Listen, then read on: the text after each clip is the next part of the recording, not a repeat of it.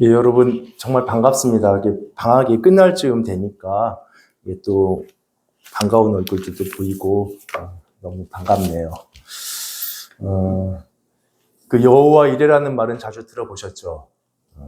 그 여호와 이레가 사람 이름일까요? 하나님 이름일까요? 예, 둘 다 아니죠.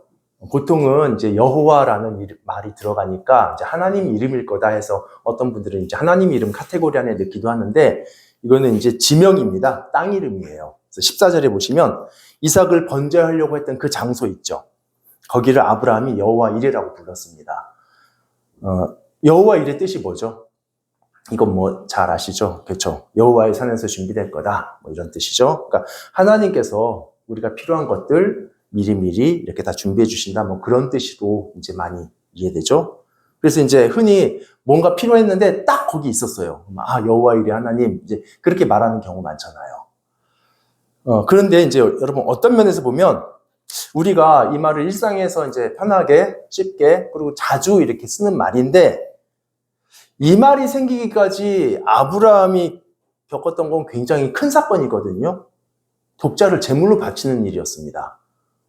그러니까 이 여호와 이레는 그 아들을 죽이면서까지 그렇게 무거운 사건을 이렇게 겪고 난 다음에 이 본문을 마무리하면서 지은 그 제목 같은 이름인데, 여호와 이레가 단지 그냥 우리 일상의 이런저런 필요들을 채워주신다라는 이 말 하시려고 하나님께서 이 큰 사건을 일으키셨을까요?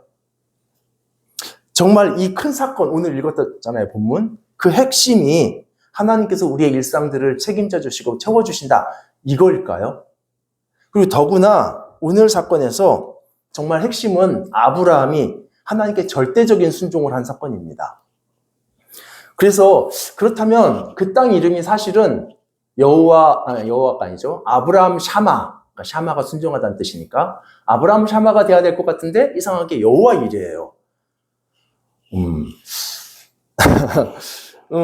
사실은 여러분 그 순양이 준비된 것, 이거 본 사건의 핵심은 아닙니다. 왜냐면은 13절에 끝에 딱 뒤에 그냥 딱 부록처럼 붙고 끝나버려요.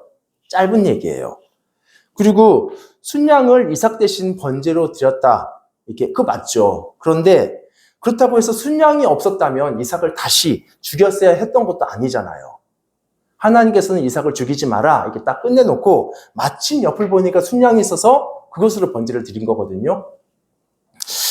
그러니까 이건 옵션인데 어떻게 정작 중요한 아브라함의 믿음과 순종, 이게 왜 안 나왔을까? 성경은 이상하게도 아브라함 샤마가 아니라 여호와 이레로 이걸 마무리를 짓습니다. 이런 의문을 가지고 오늘 한번 설교를 같이 한번 진행해 봤으면 좋겠어요. 이게 사실은 지난 주일에 이어서 하는 설교이기 때문에 지난주 내용을 아주 짧게만 말씀드릴게요. 지난 주일에는 독자를 바쳐라, 이 하나님의 그 명령에 아브라함이 도대체 어떤 이유로 순종을 했나. 왜냐면은 그걸 순종할 수 있는 게 너무 어렵거든요. 단지 독자라서만이 아니라 언약에 대한 모순도 있고 하나님에 대해서 알고 있는 바가 다르고 이런 것들. 그래서 그거에 대해서 설교를 했었습니다. 그래서 아브라함 중심으로 이제 본문을 봤었어요. 그런데 어쨌든 아브라함이 그렇게 순종할 수 있었던 것, 그거는 이제 신뢰입니다. 하나님에 대한 믿음. 그래서 이제 아브라함을 믿음의 조상이라고도 할 수 있는 거고. 근데 여러분, 여전히 우리 마음에 찜찜한 게 있어요. 남는 게 뭐냐면, 그래, 아브라함은 순종했으니까 잘했어요. 근데 왜 하나님은 이런 말도 안 되는 명령을 하신 거예요? 그래서 22장을 읽다 보면 가끔 좀 이상한 마음이 드는 게 뭐냐면, 아브라함은 순종했으니까 대단하다, 믿음 정말 좋다 하고 굉장히 훌륭하다라는 느낌이 들고, 이 이상한 명령을 하신 하나님은 훌륭하다는 느낌이 별로 안 들어요. 그래서 오늘 설교는 이제 지난주하고 똑같은 본문으로 하되 이제 하나님을 중심으로 설교하려고 합니다. 이제 지난주에는 아브라함의 훌륭한 믿음에 대해서 했었지만 오늘은 이 말도 안 되는 명령을 하신 하나님에 대해서 한번 나눠보죠. 제가 과거에 이제 예전에 창세기 22장을 보면 좀 느낌이 어땠냐면, 제가 군대에서 만났던 그 장교 한 명이 있거든요. 다만액이라고 그랬어요. 이제 그 사람 생각이 나요. 이제 제가 근무하던 부대에 이제 군수참모였는데 굉장히 직급이 높습니다. 2번만 진급하면 장군 되는 사람이에요. 근데 이름은 기억 안 나고 어쨌든 제가 입대할 때부터 다들 다만액이라고 부르더라고요. 그냥 그 사람을. 근데 이 사람이 나타나면 뭔가 힘들어져요. 항상. 그러니까 예를 들어서 뭐 좀 쉬고 있는데 다만얘기가 딱 나타났다. 그러면 갑자기 다 집합해가지고 축대보수하러 가고 그 축대보수하는 현장에 그 사람이 딱 나타나서 한 바퀴 돌고 가면 또 일이 불어나요. 그래서 이분 덕분에 밤늦게까지 작업한 것도 여러 번 돼요. 물론 군대니까 명령이니까 해야 돼요. 그리고 이 사람은 그렇게 말할 수 있는 권한이 있습니다. 네. 근데 그걸 하는 사람들 입장은 전혀 생각 안 하는 것 같아요. 사랑도 없이 그냥 명령이니까 이렇게 하는. 근데 하나님이 마치 이 다만애기 같은 느낌인 거예요. 어려운 명령만 하시고 사랑이 있는 것 같지도 않고 그리고 그걸 지키기 위해서 사람들이 얼마나 힘든지 이런 건 별로 관심 없는 것 같고 물론 하나님은 하나님이시잖아요. 그렇게 말씀하실 수 있어요. 하나님이신데 그런데 어쨌든 마음은 그렇다라는 거예요. 사실 오늘 본문이 그거의 끝판왕이잖아요. 너무 심하잖아요. 2절 보세요. 그냥 이삭을 번제로 드리라. 이것도 사실 심한데 굳이 뭐라고 표현하시냐면 네 아들을, 네 사랑하는 독자를, 이삭을 이렇게 끊어서 말씀하셨어요. 그러니까 이삭이 아브라함에게 어떤 자식인지를 뻔히 아시고 그걸 상기시키면서 하시는 말씀인 거예요. 더구나 번제 드릴 장소도 뭐 근처 어디가 아니라 3일길이나 가야 되는 그 모리아 땅에서 하라고 하시는 거 보면 여러분 3일을 그 자식 데리고 가면서 어떤 생각이 들겠어요, 아버지가. 그 심정이. 그러니까 역사상 가장 끔찍하고 비참한 그 길이 바로 이제 모리아 산으로 올라가는 그 길입니다. 우리 6절 어떤지 한번 읽어보겠습니다. 6절 보죠. 시작.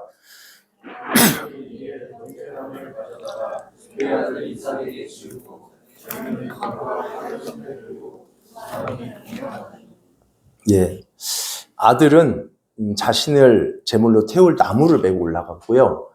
아버지는 그 사랑하는 아들을 죽일 칼과 불을 가지고 함께 올라갑니다. 그러니까 모리아 산으로 가는 길은 아버지가 사랑하는 아들을 죽여야만 하는 피눈물 나는 그런 끔찍한 길이에요. 자, 이제 산 위에 올라가서 아브라함은 이삭을 묶고 장작 위에 놓고 칼을 잡고 이제 찌르려고 하는 찰나입니다. 그때 이제 그 순간에 하늘에서 음성이 들렸어요. 아브라함아, 아브라함아, 이삭에게 손대지 마라, 멈춰라. 이렇게. 하나님은 사람을 제물로 받으시는 그런 분 아니세요. 예. 그래서 이삭을 제물로 바치려는 그 순간에 멈추게 하시고 그냥 아브라함의 믿음만 확인하셨습니다. 그리고 마침 옆에 보니까 이제 풀에 걸린 순양이 있어서 그걸로 이제 대신 제사를 드렸어요. 자, 이제 하나님께서 미리 준비해 놓으신 거죠. 그래서 여호와 이래. 하나님께서 미리 준비해 주셨다. 이 감사 표현이 나왔는데 이제 여기까지가 본문의 사건입니다. 이제 여기까지 읽으면 사람들 반응이 대략은 두 가지예요. 이제 하나는 역시 그래. 하나님은 사람을 제물로 받으시는 그런 분이 아니셔. 하면서 안도감이 생기고 오해가 풀리고 그런 분이 있고요. 또 어떤 분들은 그래요. 불편한 마음은 사라졌지만 그 흔적은 아직 좀 남아 있어요. 그래서 그러니까 아브라함은 이미 자식을 죽인 거나 다름없잖아요. 그 마음으로는. 그러니까 자식 주시기 전에 멈추신 거는 감사한데 어떻게 이런 피눈물 나는 명령을 하실 수 있나? 이거는 여전히 좀 마음의 불편함으로 흔적으로 남아 있는 거예요. 근데 이제 제 경우에는 이 하나님에 대한 이런 불편함, 오해 이런 게 이제 사라진 게 하나님께서 칼을 멈추게 하셔서가 아니라 사실은 그 이후에 나오는 여호와 이레라는 아브라함 말 때문에 모든 게 좀 해결됐습니다. 제 경우에는. 여호와 이레라는 그 말의 의미를 묵상을 하면 하나님께서는 그 자식을 죽이는 아픔도 모르는 그런 매정한 명령하신 분이 아니라는 거. 그거 오해라는 거. 예, 알게 되고요. 그리고 하나님은 사람을 제물로 받으시는지 않으셔. 그런 안도감도 사실은 좀 부분적으로는 틀려요. 잘못 들으신 거 아니라 제가 틀렸다고 말했습니다. 부분적으로 틀려요. 좀 이상하게 들리시겠지만 한번 찬찬히 설명을 드릴게요. 여러분, 그 산에 올라갈 때 이삭이 아버지한테 물어봤죠. 아니, 불도 있고 칼도 있는데 양은 어디 있나요? 번제할 양. 그러니까 아브라함이 대답하죠. 8절에서. 우리 중요하니까 같이 읽어봅시다. 시작. 아브라함이 이르되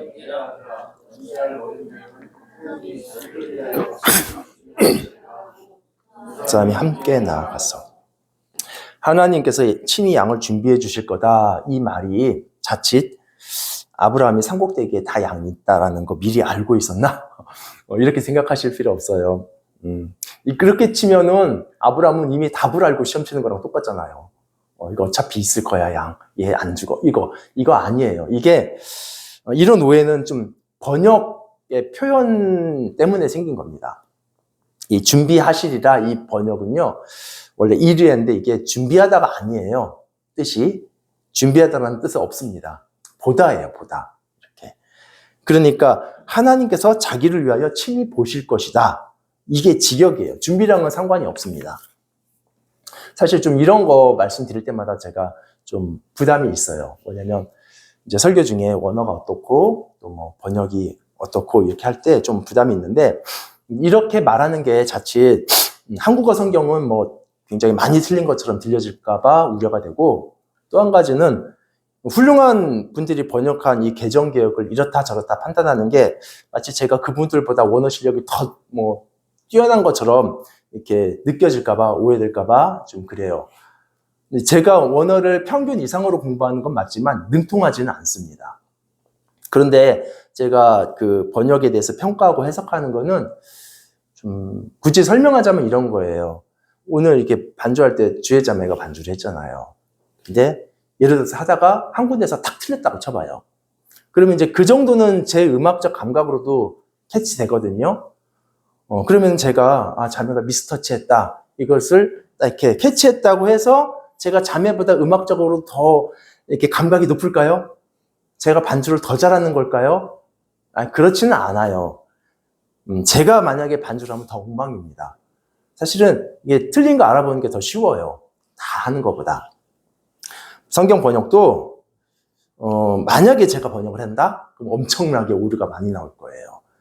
그래서 제가 이제 성경 번역에서 이 부분이 좀 틀린 것 같다 이렇게 발견하는 것은 뭐 제가 번역자들보다 나아서 그런 게 아니라 그렇게 발견하는 게 오히려 쉬워서 그래요. 그리고 제가 그냥 한번 딱 보다가 이거 틀렸네 이렇게 막 제 실력으로 이렇게 막 쉽게 판단하는 게 아니라 이미 많은 학자들이요. 이 구절에 대해서 해석하고 평가한 주석서들이 많이 있습니다. 그래서 그거 보면서 충분히 찾아보고 상당히 이렇게 보고 확인되면 이제 설교에서 얘기를 하는 거거든요. 그러니까 이제 제가 하는 거는 선배들이 이미 해설, 판단, 주석해내는 거를 이제 참조해서 말씀드리는 것 뿐이지 뭐 제 개인 실력이 뛰어나서 이렇게 막 번역을 판단하는 건 아니에요. 오늘 본문도 경우도요. 제가 뭐 원어에 능통해서 준비하다가 아니다, 보다다 이렇게 쉽게 말하는 게 아니라 이미 많은 성경학자들이 심지어 이제 뭐 조직신학자들까지도 이렇게 해놓은 해석입니다. 그리고 뭐 최근에 나온 뭐 새로운 해석 아니에요. 이미 1000년도 넘은 어거스틴도 이런 맥락에서 해석을 했고요. 그리고 제가 뭐 수십 년 전이죠. 신학교 다닐 때에도 이렇게 배웠어요. 여호와 이레는 준비하다가 아니라 보다이다. 이렇게 배웠고 제가 그래서 이번에도 설교 준비하면서 한번 요즘에는 어떻게 해석하지 하면서 봤더니 성신대학교 우리나라에서 그래도 큰 보수적인 학교잖아요. 거기 구약학 교수님인데 이렇게 똑같이 가르치더라고요. 여호와 이레는 준비하다가 아니라 보다다 이렇게. 그럼 왜 한국말 성경은 준비하다로 번역됐을까? 그리고 더구나 영어로 봐도요, 여러분 프로바이드로 돼 있어요. 많은 번역분들이. 근데 또 다 그런 건 아닙니다. 독일어 같은 경우는 권위 있는 번역들은 다 이렇게 제공하다가 아니라 보다예요. 그리고 영어 중에서도 이제 최근 번역 말고 초기 번역들이 있죠. 위클리프나 이런데. 그런데 또 그리고 히브리어를 잘 아는 유대인들이 번역한 것들. 뭐 CJB라든가 뭐 TNK JPS 이런 거는 다 보다로 돼 있습니다. 근데 이렇게 된 이유를 사실 설교에서 할 만한 내용은 아니고요. 이건 강의로 나와야지. 설교에서 할 만한 내용은 아니고 또 그리고 길어요. 그리고 또 재미도 없고 별로 중요하지도 않습니다. 그래서 오늘 설교에서는 하지 않을게요. 혹시 이제 궁금하실 분들이 있을까봐 이제 교회 유튜브 채널에는 제가 따로 녹화해서 올려놓겠습니다. 궁금하신 분들만 보세요. 그리고 여러분 그 개정개혁 이렇게 문제 있는 번역 아니에요. 세계적으로 굉장히 잘된 번역 레벨에 속합니다. 그래서 어떤 번역이든지 디테일에서는 언어가 바뀌면은 당연히 문제가 생겨요. 예. 근데 여러분이 읽고 믿고 구원받기에는 전혀 문제가 없고 훌륭한 번역입니다. 그래서 혹시나 오늘 본문처럼 디테일에 빈틈이 있다. 이거는 이제 저 같은 목회자가 이제 메워져야 될 부분이죠. 그래서 제가 이제 번역본을 다시 확인하고 평가하는 거, 이거는 이제 번역자들하고 대척하는 게 아니에요. 동역하는 겁니다. 그분들이 이렇게 대가들이 큰 획을 그으면 제가 이제 거기 메꾸는 거죠. 빈틈을. 자, 그래서 다시 본문으로 돌아가서요. 보다라는 단어, 성경에 엄청 많이 나오겠죠. 1000번도 넘게 나와요. 한 1300번 나오는데, 이 기초 단어입니다. 근데 그게 준비하다로 번역된 건 여기 창세기 22장 밖에 없어요. 예. 결론적으로 8절을 직역을 하면 이런 겁니다. 번제할 어린 양은 하나님이 자기를 위해 직접 보실 것이다. 예, 이거예요. 그러니까 양 어디 있습니까? 이 질문에 걱정하지 마. 하나님께서 직접 보고 계셔. 그런 의미예요. 그래서 참고로 사무엘상 16장 1절 이런 데 보면 아마 기억하실 거예요. 사무엘을 다윗에게 보낼 때 내가 거기 이새의 아들 중에서 왕을 하나 봤다. 이렇게 말씀하시거든요. 그러니까 봐뒀다 그런 뜻이에요. 내가 왕을 하나 봤다. 이 얘기가 하나님께서 봐두었다. 그런 뜻. 그러니까 이 양을 하나님께서 여기서도 그 재물을 하나님께서 다 알아서 봐두셨어. 이런 얘기지. 이게 무슨 준비해서 세팅해놨다. 우리가 이해하는 것처럼 또는 이렇게 제공해준다. 그런 의미로 전환되면 안 되죠. 그냥 하나님께서 봐두신 겁니다. 잘은 몰라요. 물론 아브라함은 그 말을 할 때 이삭을 염두에 두고 했어요. 하나님께서 봐두신 양이 있는데 가로치고 봐둬야 이런 마음인데 근데 막상 이 말이요 의미를 갖게 돼요. 아브라함은 그렇게 했던 말이. 그래서 나중에 사건적으로는 정말 하나님께서 양을 봐두신 양이 따로 있더라고요. 그래서 그렇게 해서 제사를 마쳤습니다. 근데 이제 중요한 건 뭐냐면 여기까지는 괜찮은데 이 말을 아브라함이 14절에서 다시 한번 반복한다는 거예요. 똑같은 말을 14절도 읽어보겠습니다. 자, 시작. 아브라함이 오늘날까지 사람들이 이르기를 여호와의 산에서 준비되리라. 예. 14절의 여호와 이레가 아까 8절에서 그거 똑같은 말이에요. 그래서 8절은 하나님께서 보실 것이다 해가지고 엘로힘 이레고요. 14절은 여호와께서 보실 것이다 해서 여호와 이레입니다. 똑같은 말이에요. 앞에 거는 번역을 해놨고 뒤에 거는 음역을 해놓은 거예요. 그러니까 이제 이게 문장이죠. 여호와 이레가 사실은 단어나 문구가 아니라 그냥 문장입니다. 여호와께서 보실 것이다. 근데 좀 차이가 있는 게 8절과 달리 14절에는 목적어가 없습니다. 번제할 어린 양 이런 목적어가 없고 문맥상 분명히 재물이 목적어일 것 같은데 양인지 뭔지 생략이 돼 있어요. 그리고 14절 후반절에도 준비되리라가 또 있죠. 그렇죠? 한번 여기 있나요? 네, 준비되리라가 끝부분에도 있죠. 근데 이것도 역시 보다예요. 예. 그래서 앞에 있는 여호와 이레에서 주어는 누구였죠? 여호와죠. 여호와. 근데 뒷부분 문장은요, 그걸 수동태로 바꿔놨습니다. 정확하게는 니팔형인데 그냥 수동이라고 생각하셔도 돼요. 그러니까 이제 보다가 아니라 보여지다겠죠? 보여지다. 그리고 이제 당연히 주어는 주어가 될 텐데 아까 생략된 목적어가 여기서도 주어는 생략되어 있어요. 어려운 얘기는 아니죠? 좀 어렵나요? 이해되시죠? 예. 이제부터는 어려운 말 안 나와요. 예. 그래서 직역하면 여호와의 산에서 그가 보여질 것이다. 그리고 이 니팔 형태일 때는 보여지다라고도 말하지만 사실은 나타나다라고 많이 번역합니다. 그래서 이 표현, 이 니팔령, 그러니까 수동태, 이 형태가 하나님께서 나타나실 때 자주 써요. 그래서 여호와께서 솔로몬에게 나타나시니라, 모세에게 나타나시니라, 뭐 아브라함에게 나타나시니라 할 때 요거랑 똑같은 말이 나옵니다. 그러니까 이거는 나타나다 또는 보여지다이지 뭐 준비된다 뭐 그런 뜻 아니에요. 창세기 22장만 그런 거예요. 그러니까 정리하면 이제 8절부터 한번 정리해보죠. 되게 복잡했었으니까 8절에서 산에 올라가면서 이삭이 양 어디 있습니까? 물었을 때 아브라함은 하나님께서 친히 자기를 위해서 보실 거야 이렇게 말을 했어요. 그리고 나서 이제 14절에서 시험에 다 합격했잖아요. 이제 시험 합격하고 또 마침 이제 양이 있어가지고 수풀에 있어서 그걸로 제사 다 마친 다음에 14절에서 그 땅 이름을 여호와 이레라고 부릅니다. 이 말은 여호와께서 보실 것이다 이 뜻이고, 그리고 성경은 그 다음에 말을 덧붙여요. 그래서 이르기를, 사실 여기 번역에는 오늘날까지 뭐 사람들이 이르기를 하는데 원문에 없는 단어들이 많이 들어간 거예요. 그냥 이르기를이에요. 이르기를 그날에 여호와의 산에 그가 나타날 것이다. 이렇게 말을 다시 하는 겁니다. 그러니까 8절도 그렇고 14절도 그렇고 사실은 제사랑 관련된 말이에요. 그리고 둘 다 미래의 의미입니다. 미완료인데 이제 미래의 의미예요. 근데 이게 이상한 거예요. 여러분, 8절이 미래의 의미로 말한 거는 당연한 거죠. 그렇죠? 하나님께서 번제할 어린 양 직접 보실 거야. 이렇게 이삭에게, 아직 제사 전이니까. 근데 이제 산 꼭대기에 올라갔더니 정말 있었잖아요. 그리고 제사 드렸습니다. 근데 이제 제사 마쳤는데 왜 14절에서는 다시 또 미래의 의미로 말할까요? 뭐 양이 또 필요해요? 그런 건 아닌데.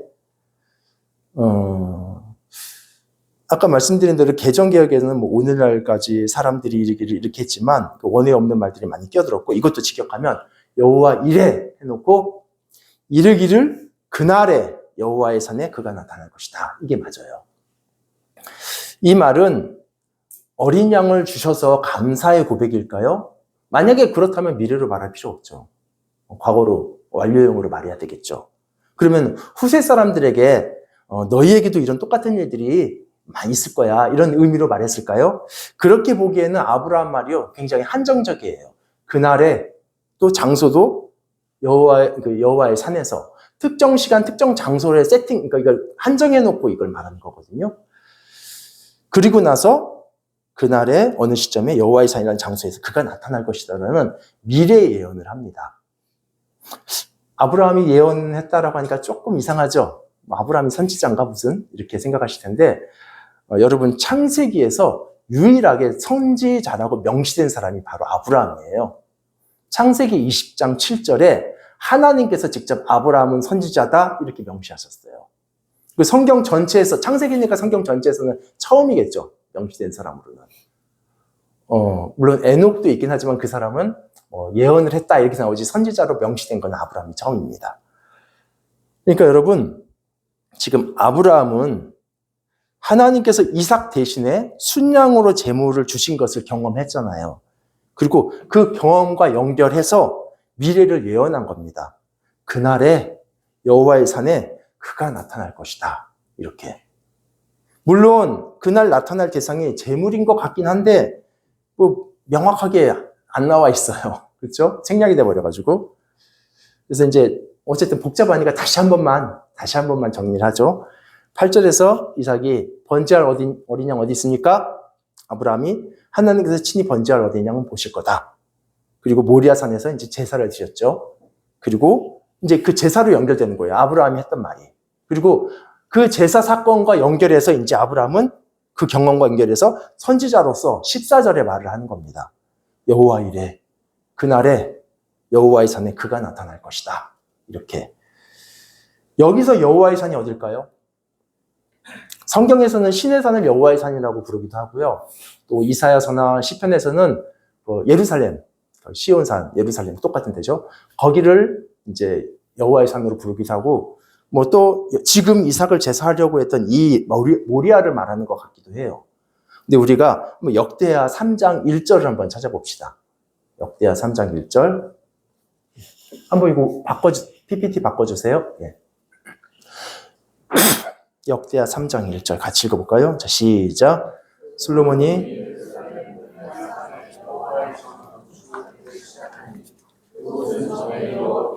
그의 아버지 다윗에게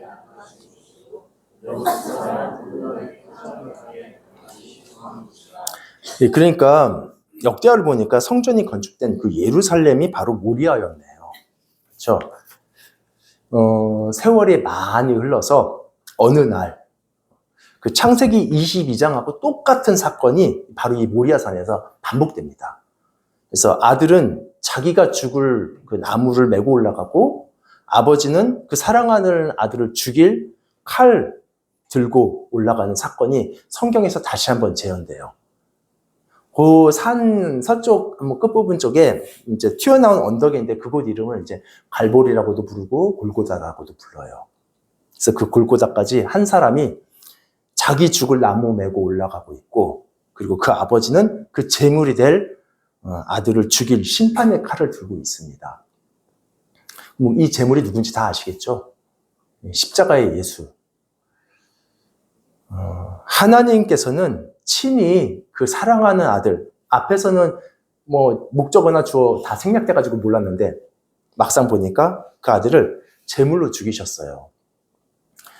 그래서 십자가의 예수는 성부로부터 심판과 죽임을 당하셨습니다. 예, 죄 때문이니까. 그래서 스펄전이, 아시죠? 스펄전이라는 사람? 그 사람이 14절에 그날을 이렇게 설교를 했어요. 제가 읽어드릴게요. 아브람은 2000년 뒤에 일어날 갈보리의 언덕을 미리 보았습니다. 그가 말한 하욤, 이제 그날이라는 뜻이에요. 하욤, 그날은 바로 그리스도가 나무에 달리신 그날입니다. 이렇게 얘기를 했고요. 마틴 루터도 이렇게 말합니다. 창세기 강의라는 책에서 히브리어의 이레, 여호와 이레 할 때 그 이레는 보다라는 뜻을 가지고 있다. 사람들은 흔히 하나님이 준비하신다고 번역하지만 아브라함은 이 단어를 통해 더 깊은 비밀을 선포한다. 아브라함은 성령의 감동으로 여호와의 산에 그가 나타날 것이라고 외쳤다. 이 산, 모리아는 훗날 예루살렘 성전이 세워질 바로 그 산이다. 이는 하나님께서 이 산에서 장차 세상의 죄를 위하여 자기 아들을 제물로 내어주시고 그분 자신을 나타내실 것, 곧 그가 보여질 것을 예언한 것이다. 이렇게 얘기를 해요. 어거스틴도 그런 얘기를 했습니다. 14절에 대해서 아브라함이 그 장소 이름을 주께서 보셨다. 여호와 이레를 주께서 보셨다라고 말을 해요. 불렀고 이게 여호와 이레의 뜻입니다. 그리고 아브라함은 예언자로서 성령 안에서 주님이 오실 그날과 그분이 고난 받으실 경륜을 보았다. 이렇게 해석을 해줘요. 그래서 여러분 창세기 22장은 하나님께서 보실 것이다 라는 말은 이거는 재물을 두고 하는 말 맞아요. 그렇죠? 재물을 두고. 8절에서 엘로힘 이레 하나님께서 보실 것이다. 8절에서 엘로힘 이레 했을 때는 그때 하나님께서 보셨던 재물은 수풀에 걸린 양이었어요. 아브라함은 이삭 생각했지만. 근데 이 제사 마치고 아브라함이 14절에서 다시 한번 여호와 이레라고 했을 때 그때 하나님께서 보신 재물은 그날에 여호와의 산에 나타날 그 재물이 예수입니다. 결론적으로 여러분 14절의 여호와 이레는 순양을 준비하신 하나님에 대한 감사 고백이 아니라 바로 그날에 오실 그 재물, 미래를 향한 아브라함의 예언입니다. 제가 처음에 사실 이 본문을 대할 때 우리에게는 하나님께서 이런 말도 안 되는 명령을 하시나 어떻게 자식을 죽이라고 하나 이런 혼란과 의문이 드는 게 사실인데 그렇죠. 그런데 이제 하나님께서 죽이기 전에 딱 멈추셨잖아요. 그래서 안 죽게. 그때 역시 하나님은 사람을 제물로 받으시는 그런 분 아니야. 이런 안도감, 그런 오해였다. 이런 것들이 이제 생기는데 근데 여호와 이레를 보는 순간 이 생각도 틀렸더라고요. 오히려 그 앞전의 오해가 더 맞아요. 하나님은 인신제사 받으셨어요. 온 우주 역사를 통해서 유일하게 딱 한 번 자신의 사랑하는 독자를 제물로 죽이시고 그것으로 사람을 구원하셨습니다. 우리가 그렇게 끔찍하게 여기고 불합리하다고 여겼던 그 일 하나님께서 하셨다고요. 끔찍하다고요. 하나님께서 그게 끔찍하다는 거 하나님께서 모르셨을까요? 불합리하다고요? 가장 지고한 성자께서 제물이 되시는데 그렇게 불합리한 걸 하나님께서 모르셨을까요? 아브라함에게 이런 말도 안 되는 명령을 하신 것은 그게 끔찍한지 몰라서, 나쁜지 몰라서 자식 죽이라고 하신 것이 아니라 그 말도 안 되고 불합리한 것을 하시는 그 하나님의 아픔을 알게 하시려고, 자식을 죽여야 하는 이 끔찍한 일을 그 하시는 하나님의 마음을 경험해 보라고 하신 거예요. 그래서 아브라함에게 너 자식 사랑하는 독자지, 너 정말 아끼지, 죽여봐, 이렇게 하시면서 그 하나님의 마음을 가르치신 것입니다. 아브라함은 그래서요, 아브라함만큼은 진짜 이 독자를 묻고 제단에 올려놓고 칼로 죽이는 시점까지 과정에서 하나님의 마음을 느꼈어요. 그리고 나서 예언을 하는 겁니다. 여호와 이레. 아브라함은 하나님의 마음을, 그 아픈 마음을 잠깐 경험했을 뿐이지만 하나님은 그 아픈 마음을 실제 사건으로 그냥 직접 실행하셨습니다. 물론 아브라함도요, 여러분, 하나님께 그 행동으로 하나님을 경외한 건 맞아요. 그렇죠? 그냥 생각만으로 하나님께 순종한 거 아니고 마음만으로 경외한 거 아니라 정말 제단 위에 올려놨잖아요. 그리고 칼 들었잖아요. 그렇죠? 하나님께서 멈추셔서 멈췄을 뿐이지 사실은 아브라함은 행동으로 순종했습니다. 그리고 하나님도 마찬가지로 그냥 우리를 생각만으로 사랑하시는 거 아니에요. 요한복음 3장 16절에 하나님이 세상을 이처럼 사랑하사 아이고 마음 아파하셨다 아니에요. 그냥 뭐 마음만으로 애달파하시거나 생각으로 동정을 하시거나 그게 아니라 독생자를 내주시는 사건으로, 행동으로 우리를 사랑하셨습니다.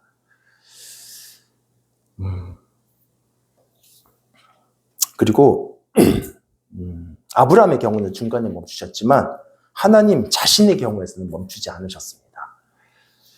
여러분, 그 순종한 아브라함에게 12절에서 하나님께서 뭐라고 하셨죠? 12절에서 네가 네 아들 네 독자까지도 내게 아끼지 않았다, 이렇게 칭찬하셨는데, 근데 신약에서 로마서에서는 그 똑같은 칭찬을 하나님한테 적용을 합니다. 자기 아들을 아끼지 아니하시고 우리 모든 사람을 위해서 내어주셨다. 그래서 여러분, 하나님도 그렇고요, 아브라함도 그렇고요, 행동으로 사랑하셨고 행동으로 순종했습니다. 그래서 사실 우리들 어떤가요? 우리가 믿음은 그냥 동의가 아니에요. 믿음은 그냥 마음으로 감명받는 거 아닙니다. 의지로 받아들이는 것이고 삶으로 살아가는 겁니다. 이제 말씀을 정리하겠습니다. 우리가 여호와 이레를 말하면서 하나님께서 우리를 위해 준비하신다, 이렇게 많이 읽고 얘기하고 그러면 이제 그런 생각이 들어요. 그럼 지금까지 그렇게 말했던 거 다 틀렸나? 아니, 그렇지 않아요. 맞아요. 하나님께서는 우리를 위해서 많은 것들을 공급하시고 준비하시고 예비하십니다. 다만 이 본문이 그걸 말하는 건 아니라는 얘기를 하는 것뿐입니다. 그러니까 이런 거잖아요. 하나님은 사랑이시다라고 이런 본문을 놓고 역시 하나님은 공의로우셔라고 말하면 좀 이상한 거잖아요. 그렇죠? 하나님 당연히 공의로우시죠. 정의로우시죠. 그런데 이 본문이 그 말을 하는 건 아니잖아요. 이것도 그런 의미예요. 그래서 오히려 여호와 이레는 더 큰 것을 얘기하고 있습니다. 사랑하는 독자를 죽이는 아버지의 마음과 그 행동으로 우리를 구원하셨다라는 그것을 말하고 있어요. 그래서 여러분, 십자가에는 자신을 내어주시는 성자의 아픔, 그리고 가장 귀한 독생자를 죽음으로 내어주시는 성부의 사랑이 함께 녹아 있고요. 그리고 십자가는 성자의 그 고통, 죽음의 고통이 또 그리고 그 아들을 죽이는 아버지의 고통이 함께 녹아져 있습니다. 그래서 여러분, 모리아에서 아버지가 아들을 제물로 죽여야 했던 이 본문은 사실은 아브라함 이야기를 넘어서 하나님 자신의 이야기입니다. 하나님의 스토리예요. 그래서 본문의 결론이 여호와 이레로 연결되는 거예요. 아브라함의 충성을 보여주는 사건이죠. 그런데 궁극적으로 하나님의 사랑을 보여주는 겁니다. 이 주인공이 하나님입니다. 애절한 하나님. 우리 같이 기도할까요?